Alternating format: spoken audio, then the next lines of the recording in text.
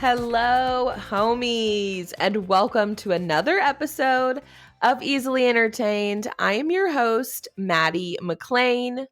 I am your dutiful pop culture Sherpa, your guidance on all things current, on all things cool. Drink cool shooters. And anyways, sorry, that was me trying to quote Mean Girls, because I did in fact go see the new reboot of a musical. You know, people did say that they believed that they were a little bit misleading in their advertising for the new movie with Renee Rapp, and there are some guest appearances from the OGs. Like Tina Fey has has a supporting role. She's the same character. Miss Norbury. Same with the principal. I don't know his name. Yeah, there's some fun little nuggets in there, and like as long as you go in, knowing that you're not like nobody's winning an Oscar for this performance, you'll have a great time. Well, that and I had to get rid of my attitude, if I'm being real, because love me or hate me, I don't love musicals, you know?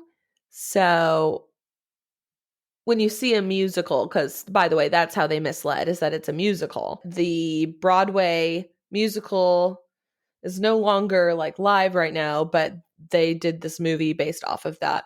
And I've seen videos of like back-to-backs of the characters singing, the ones on Broadway and then in this movie. And outside of Renee Rapp, the actors aren't necessarily singers.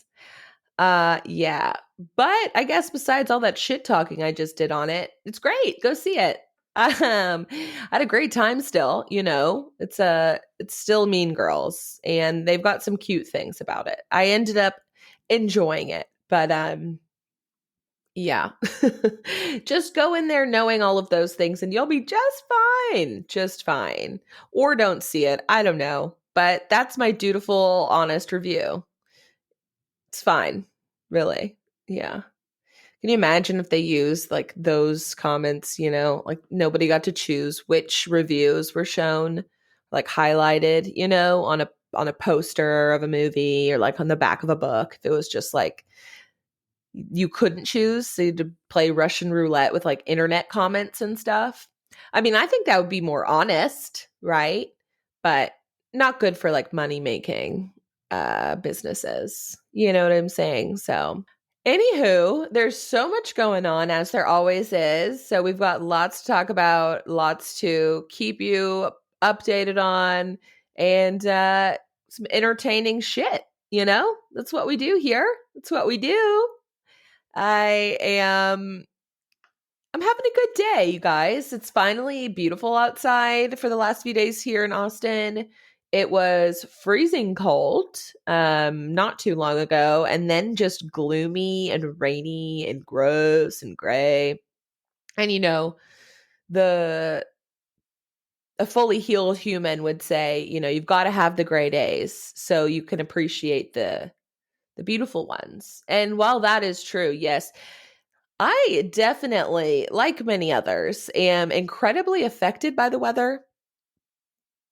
There is a name for it, seasonal depression, I believe it is. But I mean, my depression is full seasons. Like they don't take a season off. You know what I'm saying? So around the clock, honey. But it tends to happen when the weather's shitty, right? Right. So Depressy loves to hang out with the clouds down low. So, but we're okay. Despite how that may have made you wonder the contrary, I'm good. I'm good. We're good. My dog is in the background and just angrily flipped over while napping because I was too loud for him. But you're just gonna have to suck it, I guess. Anyways, I love my dog. Okay, I love my dog. And what were we talking about? Oh, yeah, I was having a pretty good day. So the weather's beautiful. I'm about to go get some margaritas with some besties. So it's a good time. And it's an even better time to just talk your ear off, keep you entertained, keep you posted on all things, all thang-a-lang-a-rang-a-dangs. And please keep letting me know your thoughts, what kind of info or topics you're interested in. And so I can cater to you, honey. You know what I'm saying? I can cater to you. Today, I will be catering to you, and we'll talk about some pop culture news, pop culture updates. What I will remind you about is the absolute iconic power that is the couple Taylor Swift and Travis Kelce. I almost said Taylor Kelsey. I mean, it sounds great. It works. So obviously, we're going to talk about the game heard around the world, watched around the world, Swifties and dads, brads, and chads alike. We are going to just break down, okay, analyze, right? The interactions, the PDA, the precious, adorable moments between the two. And of course, now that Swiftiverse, is that a thing? I don't think it is a thing, but if Swiftyverse is getting into football, I can too. Okay. So don't worry. We'll just hit the stuff you want to hear about. If you want to hear about football, and I support that. In fact, I'm trying to learn more. My brothers and my dad have probably talked me through like the ins and outs of the game itself many times growing up, but it just has never stuck. There's so many rules and they're different with college and professional. But we're going to talk about that in preparation for the Super Bowl, in preparation for Taylor and Travis's basically homecoming. It feels like we're watching the homecoming king and queen like take their victory lap. You know what I mean? But people actually like him. Except Taylor's been getting a lot of hate. I mean, that's nothing new, but extra more so. I'm already diving into it. I'm excited to talk to you about it. We'll talk about that and kind of some other crazy stuff that's been going on that happened to her. She has a stalker. So talk to you about the latest with Taylor Swift's stalker and the kind of crazy fake news scandal going around X, in parentheses, formerly known as Twitter. When the fuck are we going to stop doing that? You know what I mean? Or when are we going to just revert back to Twitter? Elon? Elon's busy putting chips into people's brains. So I guess that's slightly more important than his like side quest of owning and conquering Twitter X, only to just take it to the ground and stomp all over it. But yeah, Neuralink. The company Neuralink is working on chips for your brain for those that have either brain, disabilities or cannot communicate. That this is essentially a brain computer interface that would allow the neurons in your brain waves to direct this interface, and for those that aren't able to communicate, now able to communicate, hopefully, if it works well on these humans, these human rats.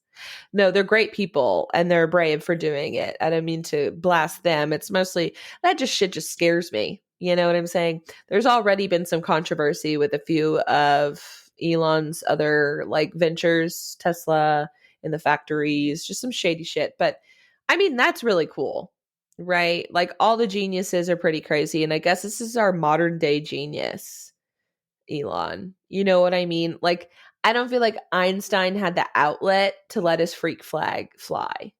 You know what I mean? Like, he didn't have TikTok. He didn't have YouTube. He couldn't go live on his Instagram. Who knows? I totally think Einstein was probably a freak. I don't know. Maybe it's written about. And if they told me about that in school, I feel like I would remember that. I don't know. I just need things to be taught to me in like reality TV format. Maybe back then that would have been cool. That would have changed things up. In Spanish class, we would watch telenovelas and loved those days. I'm sure the teacher did too. Anyways, silly me. Pop culture updates, you guys. We're going to talk about the Nicki Minaj and Megan Thee Stallion beef. It is very confusing. to the immediate onlooker, right? But I'm going to break that down for you. Why are they beefing? What song? What are the lines? What's the history behind that? But it's like a real rapper. It's a legit rapper's quarrel. If that's not a thing, that should be a thing. Instead of like a lover's quarrel, like a rapper's quarrel. You know, these things are old as time. Rest in peace, Tupac, right? Rest in peace, Biggie. Yeah, maybe we should stop having those. I don't know. But it's definitely entertaining. So we're definitely going to talk about it and give you a little sneak peek. At least what's legally allowed for me to play for you, you know, but we're dissecting it for educational purposes. Okay. My mom was a lawyer, so I'm knowledgeable somewhat. You know what? Anyways, and I forgot to mention, we will also talk about that new. That's the segment that we all love and know and adore and yearn for when we're trying to fall asleep at night, where I tell you what's new in the music industry, TVs, movies, streamiverse, all the things. And I'll tell you the things that I've been watching and recommend, and things that, you know, maybe are fine, like the Mean Girls movie. So I'm just going to keep you on your toes all episode long. I hope you are here for it. I hope you buckle in. And let's do this, I'm sorry, I'm trying not to coos so much. Let's do this thing, you guys. Yourself.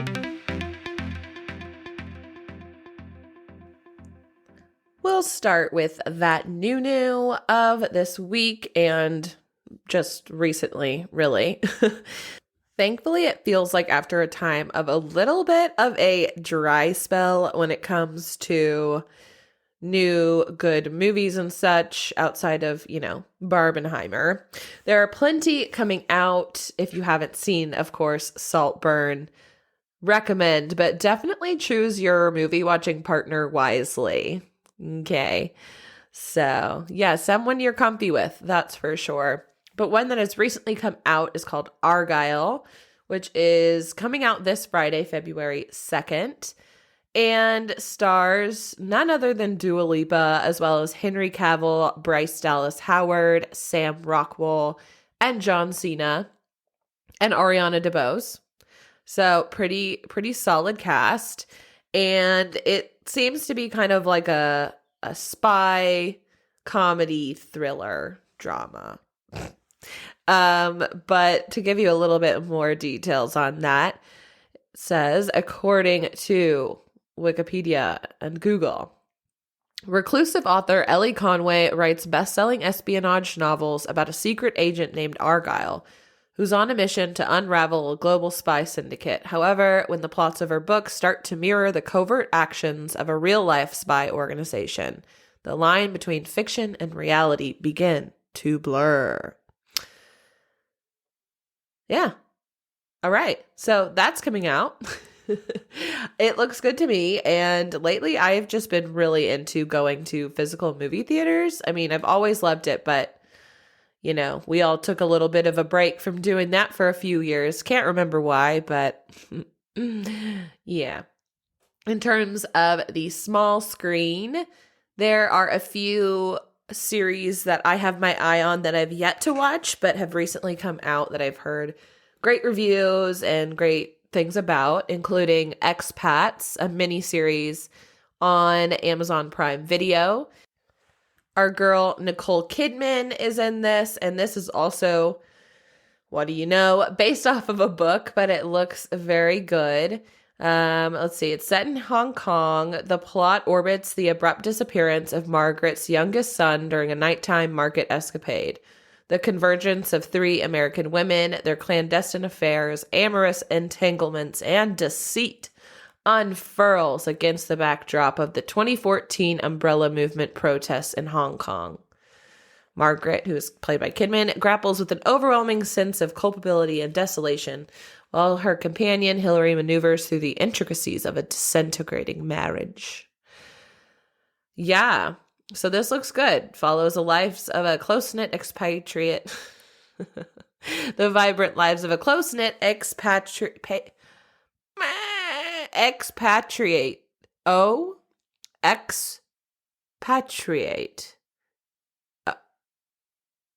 You guys, I can't say that word. Okay. Expats, which is just a fancy name for Americans visiting somewhere else. And then, of course, I'm sure you've heard all about it or seen it on your Netflix homepage.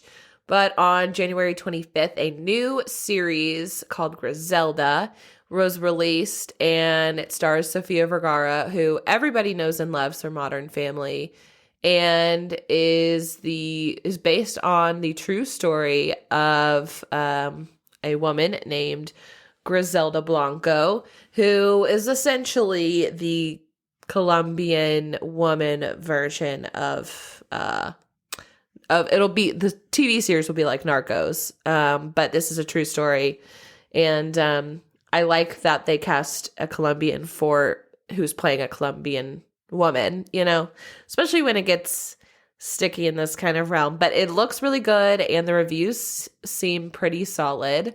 So definitely something to stream this weekend if you're looking for a rec.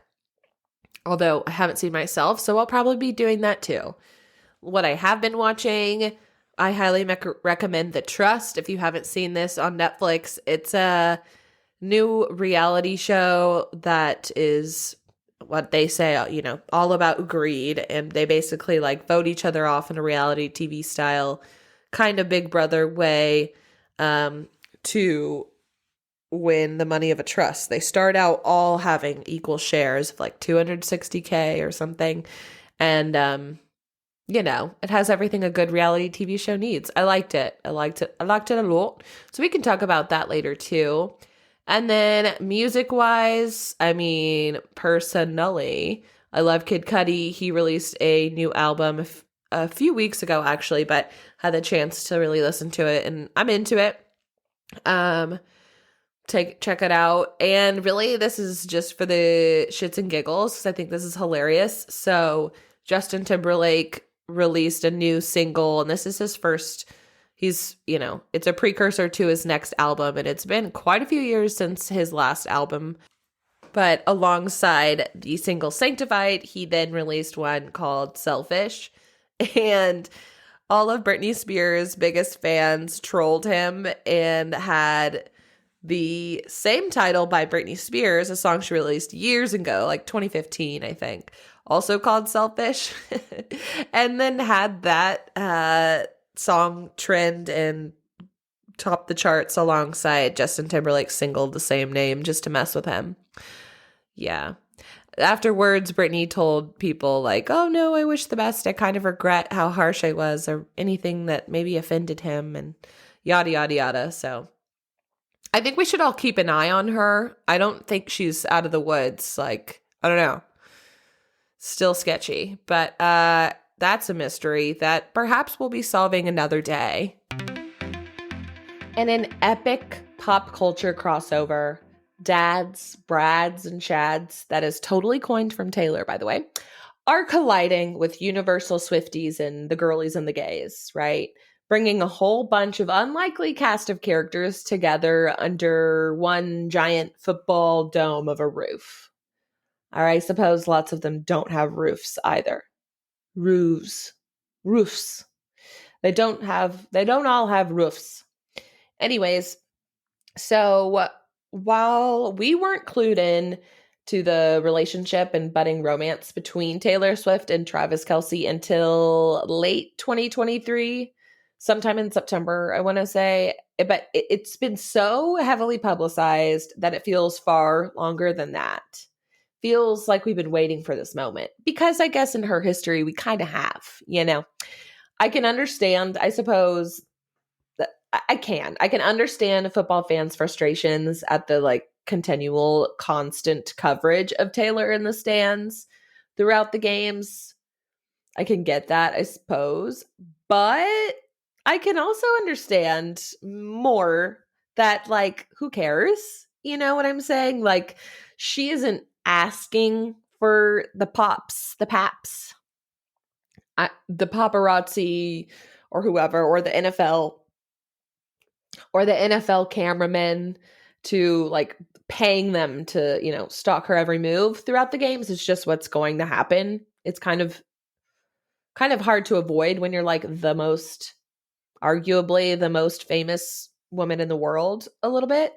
But she's supporting her ridiculously good looking, successful NFL player boyfriend. What's a gal to do? Who also, I mean, his style, like, I do think Taylor could use the assistance of whoever Travis Kelce's stylist is, because hold on, don't burn me to the stake. As much as I love our mother Taylor, her style sometimes leaves me wanting a little bit more to be desired. Then again, this is coming from somebody who is probably an athleisure about 85% of the time. So, but it's the two of them are like a good study in pop culture. This is what every pop culture fanatic just yearns for. You know what I'm saying? It's just great. You see this collide, this of two massively powerful, popular people. And it's just kind of like a quick study in sociology and how people think and all of that good stuff. Because it's interesting to see, based on Taylor's history and Travis Kelce's history. Kelsey isn't new to the spotlight, obviously, and neither is Taylor Swift. But the two of them together have such dramatically unique fan bases that are now existing in like the same storylines, right? The little plot lines are crossing over, and that didn't happen before on such a massive scale. Travis Kelce, for example, he was considered or is considered one of the very best tight ends in the NFL. He's been on the Kansas City Chiefs for 10 years now. He was recruited in 2013. So I mean, 10 going on 11, maybe, I don't know. And he also has an equally as famous brother, Jason Kelce, who is a center, or was now, as he recently retired, announced his retirement from the Philadelphia Eagles. We're already working with, they're not strangers to the spotlight. And even more so, as you probably have heard about, Travis Kelce also had a reality TV dating show centered obviously around him trying to find his next girlfriend. Like, there was no, money at the end of it. There was no proposal or anything like that. But back in 2016, Chasing Kelsey was his dating show. It premiered on E! In 2016. I was reading this, getting a little background from this, and the title of this article itself will just kind of describe how the man feels about it. It's the Travis Kelce reality TV dating show he doesn't want you to see. Sorry. So now I'm telling everybody on where I can. But we all knew about this. So the athlete previously addressed the series while hosting Saturday Night Live in March. This is, quote, "It was kind of like The Bachelor, except instead of roses, I handed out footballs. And instead of watching, people did not." He's funny too, self-deprecating, aware. We love it. Case in point, that show is owned by NBC Universal, so it should be on Peacock. But Peacock said, "Nah, we good." At least that was true until Kelsey's actual dating life heated up, and the streamer promptly made all 7 episodes available. So the show had 50 women from each state in the U.S. compete. And on the first episode, they all have 60 seconds to make an impression on Kelsey. And from there, it was whittled down to 15 competitors, where it kind of reflected that of somewhat of a bachelor-style fashion, going on dates and then sending people home in a ceremony. Something I also found interesting more about Travis Kelce is they said he was really chill on the show and pretty laid back and didn't seem all that nervous. This is from the article again. "Perhaps this Zen vibe was achieved with some herbal assistance. A source recently told Page Six that Kelsey would often arrive to filming, quote, already well stoned. He had his technique down because he would use eye drops," the source added, laughing. "He enjoyed a bit of marijuana." A rep for Kelsey didn't provide comment to the outlet, but the athlete, who got a year-long suspension for smoking pot while playing at the University of Cincinnati, told Vanity Fair he estimates that anywhere from 50 to 80% of players in the NFL use cannabis. I mean, yeah. Spoiler for his dating show if you plan on watching it. Spoiler, skip ahead if you want to figure it out for yourself. But he ends up with this girl named Maya from Kentucky, who allegedly was the source of lots of drama on the show. Note this. But they broke up about a month after the show aired. And she, like many of his exes now, I suppose, or at least I only know of two, have come out to comment on his relationship with Taylor Swift. I mean, I'll be honest. If my ex ended up going on to date Taylor Swift after me, I'd hate it too. I'd hate it too. So the girl Maya, who was chosen from the reality show, said, Taylor seems like such a fun girl with a beautiful spirit, so I wish her the best of luck. But I wouldn't be a girl's girl if I didn't advise her to be smart. Only time will tell, but like the saying always goes, once a cheater, always a cheater. So I guess she's telling us all that Travis Kelce is a cheater. Hopefully that's not the case. I mean, if he didn't get his act together for Taylor Swift, like there really would be no hope, right? You know? Then again, Beyonce's own husband cheated on her, so that's it. That's all I got for that. I found all this very interesting. And then his latest ex-girlfriend, Kayla, loves talking to the media. And there's the same headline currently. Maybe there's a new one, but that's just said over and over slightly differently in different ways about how she's, quote, done with dating athletes. Just wanted to make sure the paparazzi and the media and all of us knew that. So got it, Kayla. I'm going to hold you to it, girl. Remember when they found Travis Kelce's old tweets? They were so juvenile and so so sweet. What the kids say, so baby girl. So baby girl. They're so baby girl. That's a thing people are saying about like people you want to protect, I guess. You really like a lot and then just give off like supporting women energy. And also just, I don't know. That's at least my breakdown of what that word means. I don't know if I'll be using it, but I just did. So I don't know. Now taking this guy, who I feel like those little more personal details kind of paint a picture of who he is. And he seems like a little goofy goober, a hot goofy goober. And then you got Taylor, who is a very smart businesswoman, very successful. And I mean, obviously she's gorge and creative. So we love it. And yeah, I would totally date Taylor Swift if I could. Like, can't you tell? Yeah, there's just one thing wrong. So Taylor Swift's romantic life has always been, in my semi-humble opinion, the number one most talked about in the media and public. When it comes to famous people, celebrities from whatever walk of life, athletes, politicians, maybe. I truly think she has one of the most talked about love lives. But unless you're Leonardo DiCaprio, because I think people talk plenty about who he's dating, babysitting, dating. Putting these two powerhouses together provides this unbelievable amount of attention and focus on the couple, something that I could not imagine personally, but that would be something crazy to maneuver. But they truly seem to be thriving in it. They look so happy. And Swifties know that the exes that she's had in the past have kept it somewhat private. Like there weren't many moments captured of them going on dates. You see like the paparazzi photos of them like entering and leaving an establishment or whatever with any of her exes or people she's dated in the past.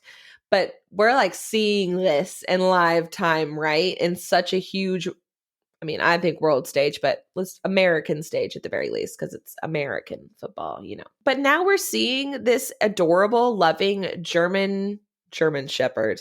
Maybe he is a German Shepherd a little bit more oomph to him. I was going to say, you know, the term like a golden retriever boyfriend who basically is just a really good boyfriend and is like just in awe and fully supports and loves on their lady, hypes him up, and is like loyal and there and cute and sweet and everything a golden retriever is. But I think, yeah, maybe he is a German Shepherd. Anyways, she deserves it. We love it. Seeing the two together. And as many people have said, it kind of does feel like the most normal like dating experience Taylor has probably had. You know, like she runs to see her boyfriend, her quarterback boyfriend, give him a hug, and they're going to the Super Bowl. Like, that's big, okay. And you know, I gotta say, whenever I talk about celebrity couples, the truly bizarre nature of parasocial relationships just kind of smacks me in the face, and I feel like really stupid sometimes.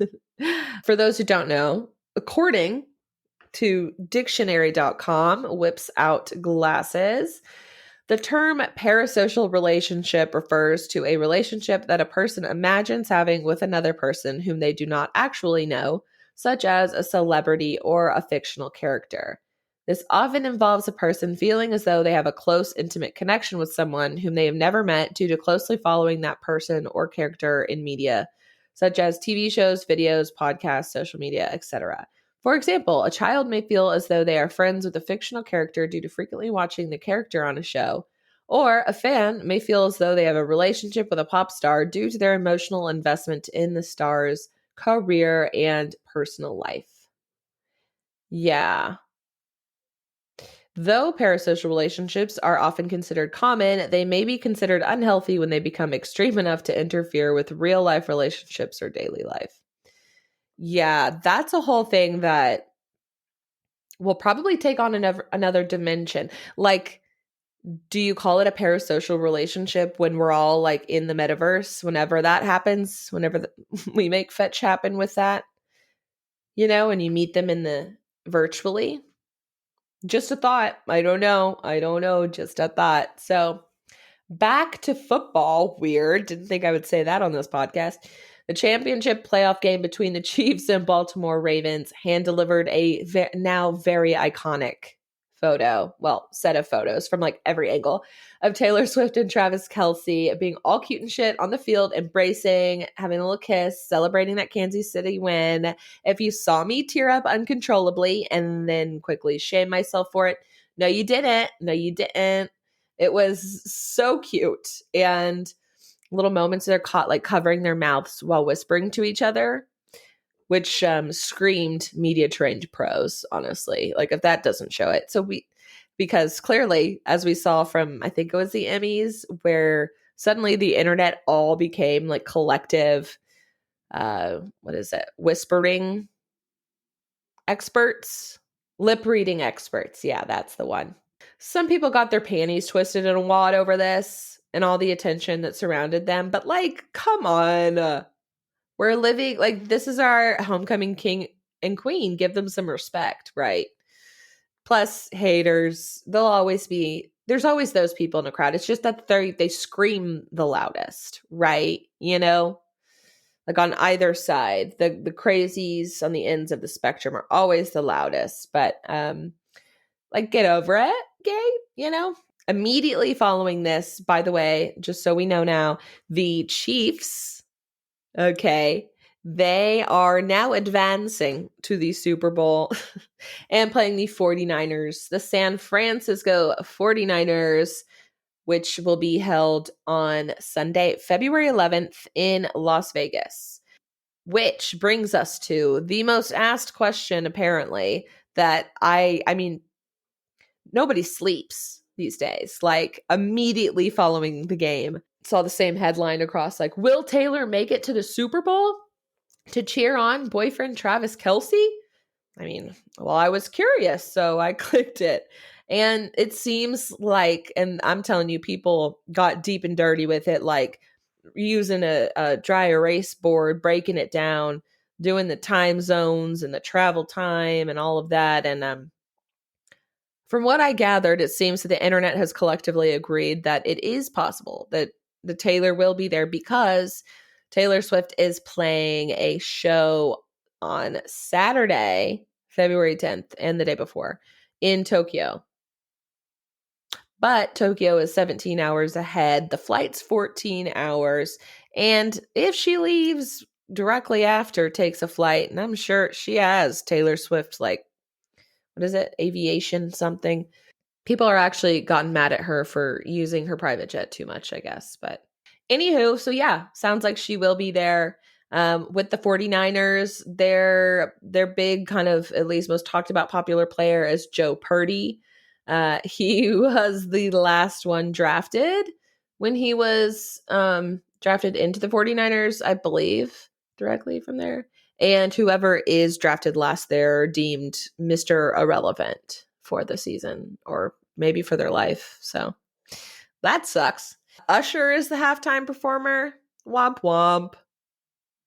Womp womp. That's all I have to say about that. So yeah, Super Bowl, baby. I think far more women will be interested in this year's game. And I mean, like, good for the NFL. They're sure happy that they've got Taylor to help with their ratings for sure.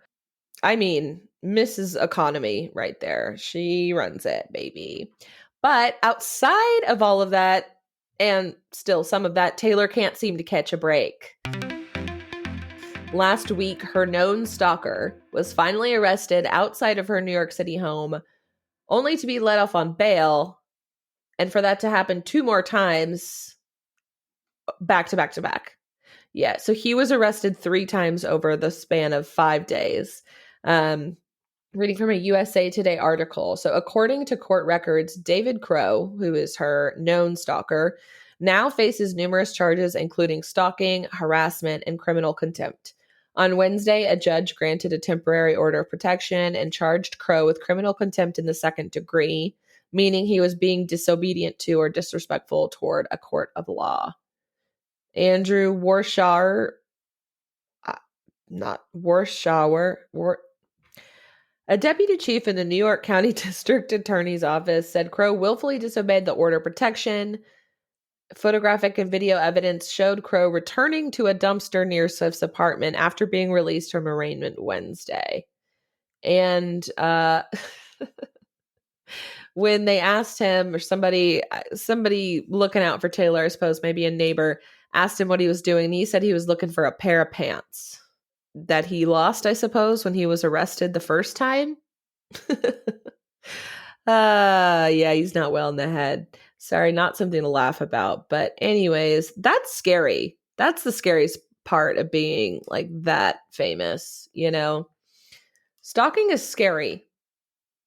Not only this, but then earlier this week too, a bunch of maybe AI assisted, but AI created deep fake explicit images and some videos maybe started circulating quickly on X last week and amassed over 27 million views before it was finally removed from the platform.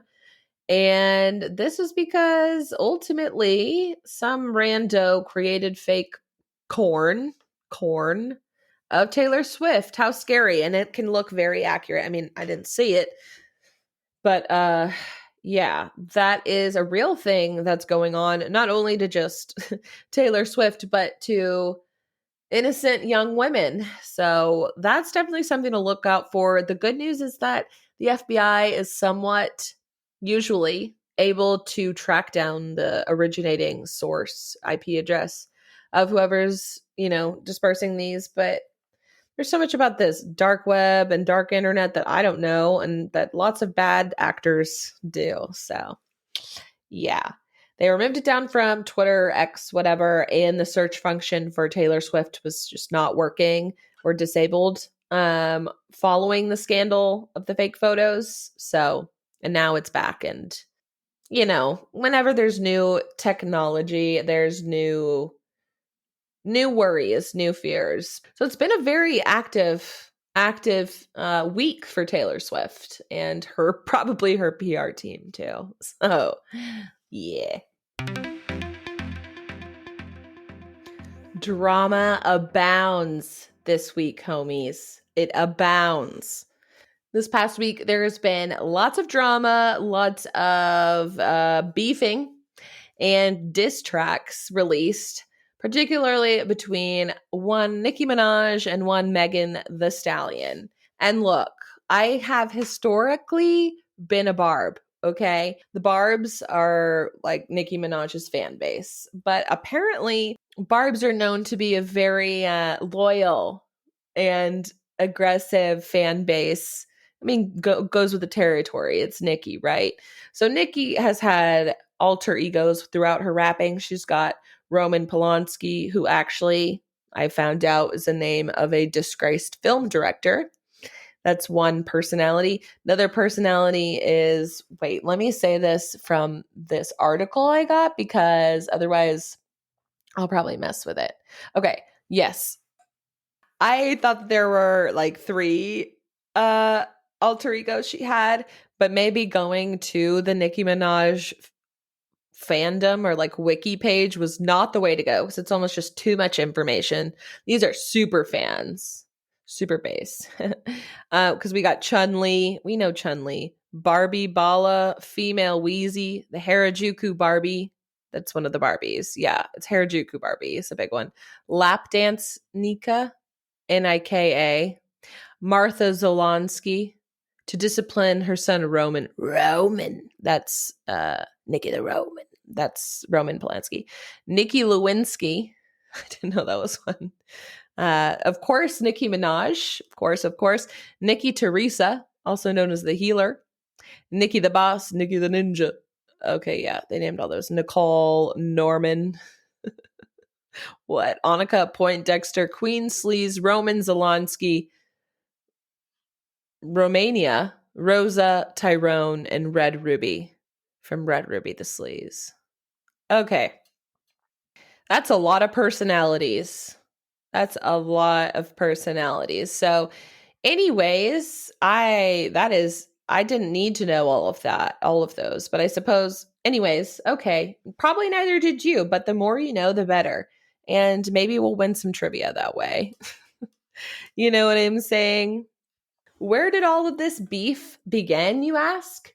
Well, apparently in the past there have been tensions boiling there. Also, Nicki Minaj just likes to fight anyone with a beating heart. So she's not very picky. She knows she usually is picking a fight. That could be part of her many personalities, right? And you can always blame them on Chun-Li or Nicki the Ninja, or Nicki the Harajuku boss. I swear I love Nicki, but the more I looked into this stuff, honestly, and I think that's part of the problem and why she's reacting so crazily, is a lot of it's not making me it's making me want to return my membership card a little bit, like, it's getting hard to support you. Anyways, we'll get to why it's getting hard and a little cringy. So they've had a little bit of some sort of tension there because her even bigger nemesis, Nicki Minaj, is Cardi B.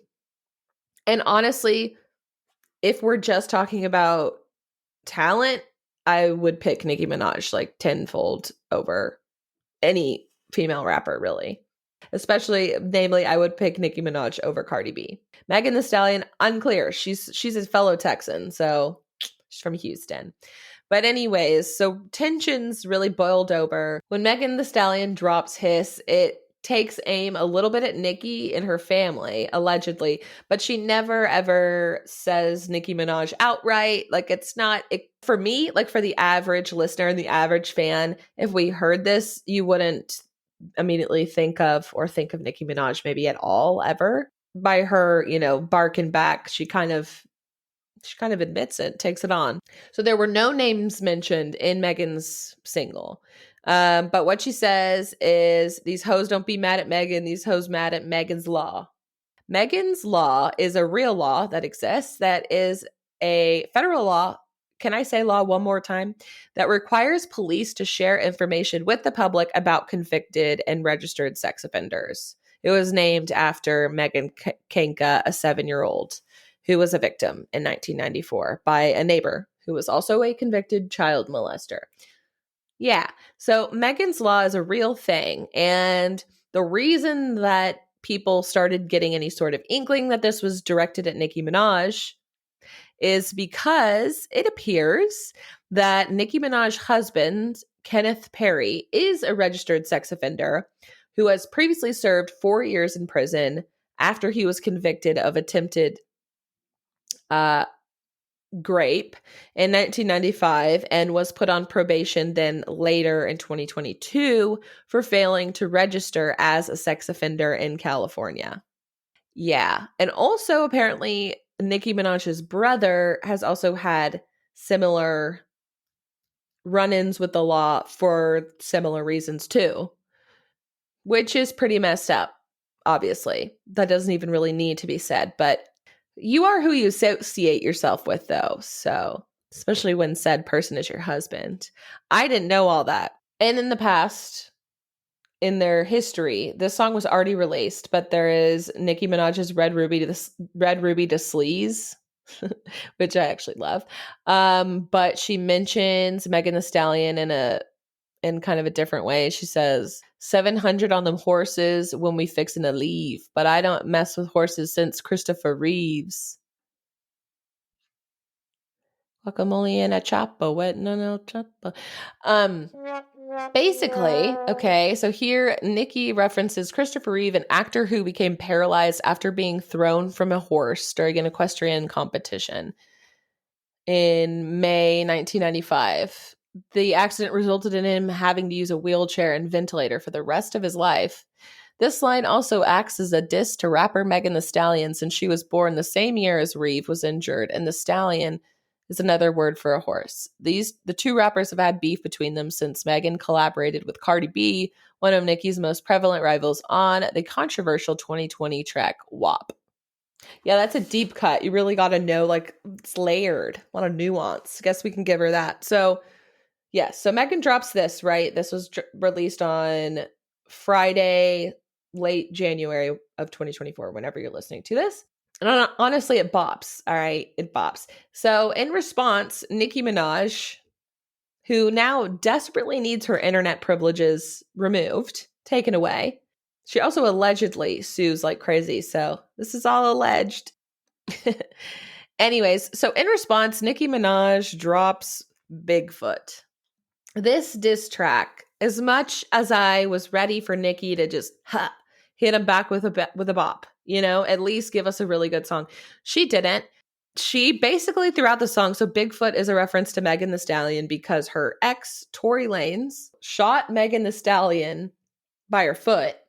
And relatively recently, like in 2023, he was convicted. Like he was taken to court, taken to trial, and he was sent to prison for shooting Megan Thee Stallion. So basically her diss track, Nicki Minaj, is all about, yeah, you got hit. Yeah, you got shot in the foot. So, and you're tall and you got shot in the foot. Then also references the death of Megan Thee Stallion's mother, saying swearing on your dead mother when you lie, and how the F do you get shot with no scar? So Nicki Minaj is just like, is going crazy, but it just gets weird in the song because then for the last like minute and a half, Nicki Minaj is whispering to the mic and talking really slow for a minute and a half. And it's really weird. Yeah, and made me feel a little uncomfortable. And apparently same with everybody else because it's awkward. Oh yeah, and then also claims that Megan has slept with her best friend's partner and has ghostwriters and all this stuff. So to that, Megan Thee Stallion has not responded to Bigfoot, except she has, in kind of a baller way. There's just a photo of her laughing that she put up on her Instagram story, and she called into the Breakfast Club, which is a show with Charlemagne the God, and basically was like, yep, well, if it makes you feel away, it makes you feel away. So this is for anybody who uses my name to get attention.